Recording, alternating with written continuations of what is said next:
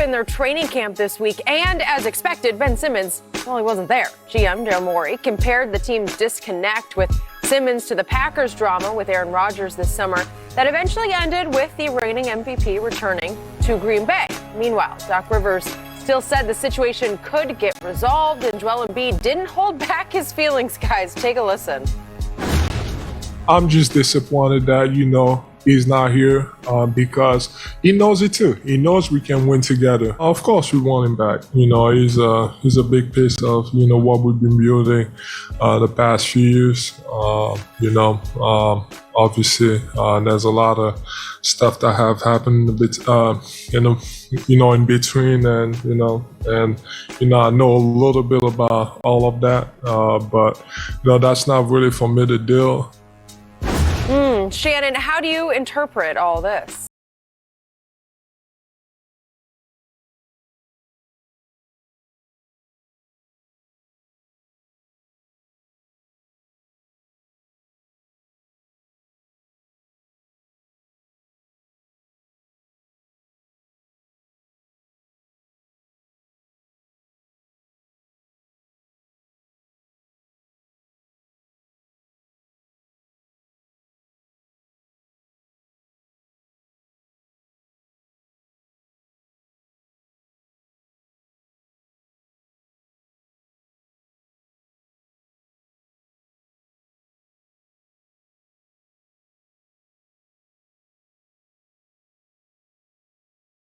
Say for the sake of argument, after losing the NFC Championship game, they asked the head coach, Matt LaFleur, do you believe you can win a championship with Aaron Rodgers as your quarterback?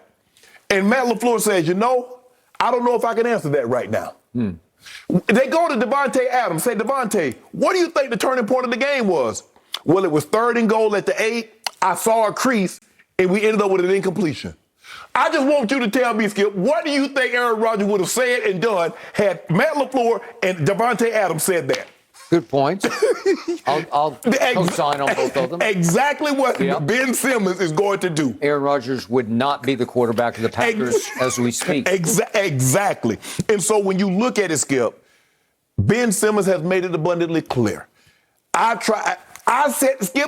We came out here, that was a Sunday night, that was a Sunday game, Skip. I came out here the next morning, and you said, no, they can make amends. I said, Skip, it's over. You can't say that, Skip. I'm not saying I'm Joel Embiid or I'm this great athlete, but I'm talking to you from an athlete's perspective. When criticism comes from your coach and your teammate, it stings. It hits differently than the media. It hits differently from somebody outside of the building. Because you always say, Skip, we're a family. If your family says something about you, it hurts differently than somebody outside of the family. So now we're a family. Okay. So this is over. What they're trying to do is increase Ben Simmons' value. And I don't know how they increase his value because Ben Simmons' tape, his resume is his resume, Skip. They want Dame Lillard. I don't think that's a secret. But if you think the Portland Trailblazers would swap you Ben Simmons for Dame Lillard straight up, you are out of your minds. All of them. Gourds or whatever it is. Skip, I don't know if you know anything about gourds, but we used to cut gourds up and hang them up so the birds could build bird houses in them. That's what we used to do with gourds.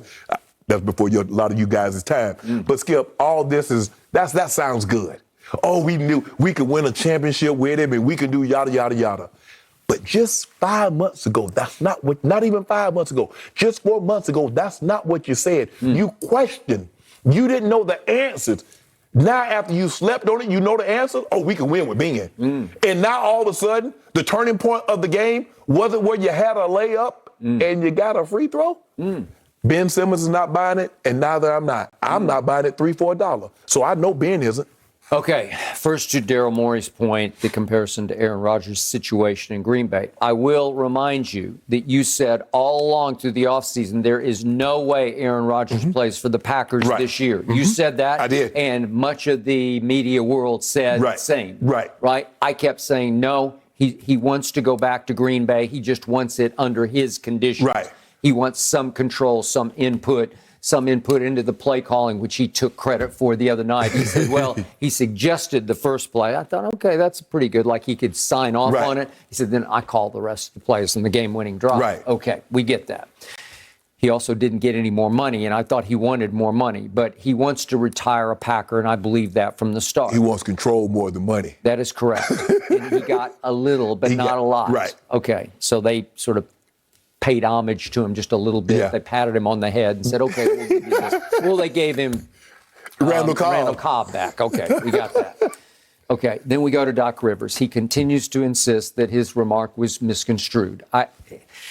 He just said it so indelicately. Right. He just said it so badly that maybe part of him was just trying to dismiss the question in and of itself. I don't even want to go there right now. Right. I'm just in the throes of the heat of law, losing a series we should not have lost. Even if he didn't mean it in the way it came out. Yep. Skip, you can't say, I don't know if I can answer whether or not we can win a championship with a guy. He left it open. Yes. Instead of saying, next question, I don't even want to deal with that right now. Thank you. That would have been suspicious enough. Right. But the way he answered it was so...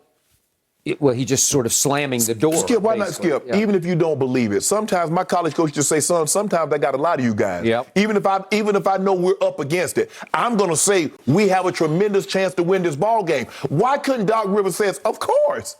We're all disappointed that we lost because we expected to win this game. You got the two best players. Normally, Skip, in basketball, you got the two best players. What's going to happen? Okay. You're going to normally win.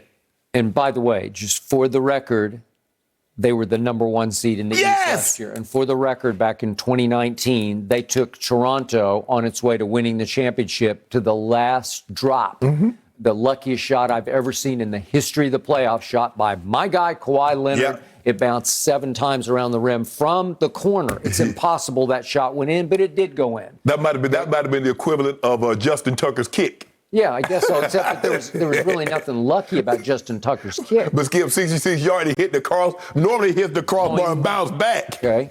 But it had enough oomph on it that it went one over. Rotation over. Yeah, okay, I got it.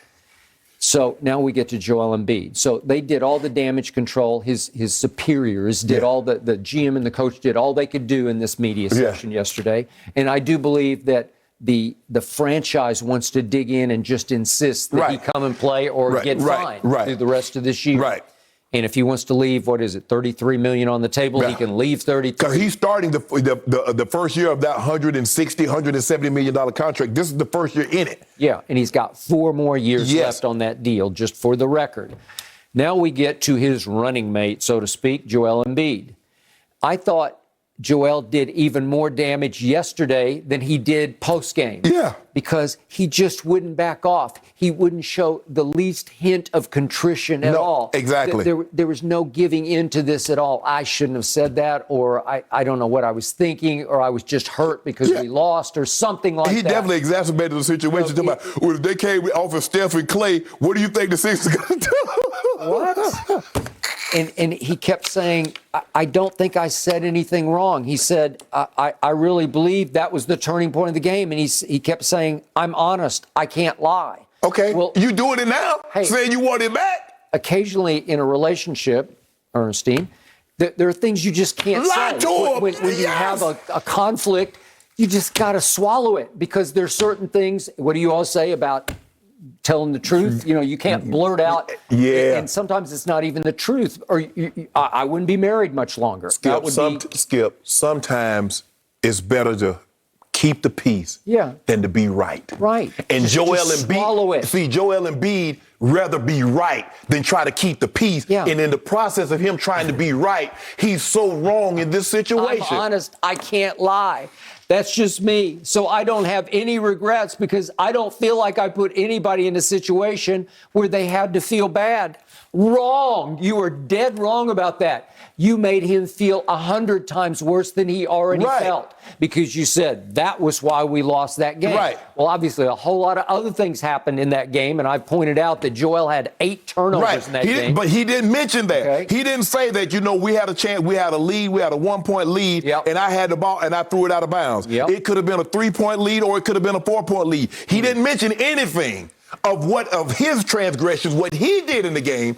It was only that one play. So Skip, they played 12 minutes, 48 minutes. And the only thing that he could remember was the turning point was when Ben Simmons passed up a dunk to 5-ball for a layup. That's the only thing that he can remember. And he said, I also pointed out that Matisse missed one of the free throws, and he said, I shouldn't have done that. I couldn't throw. Why did I throw him under the bus for missing a free throw? Well, the guy you ran over with the bus about 15 times was your running back. And Doc was driving it. Doc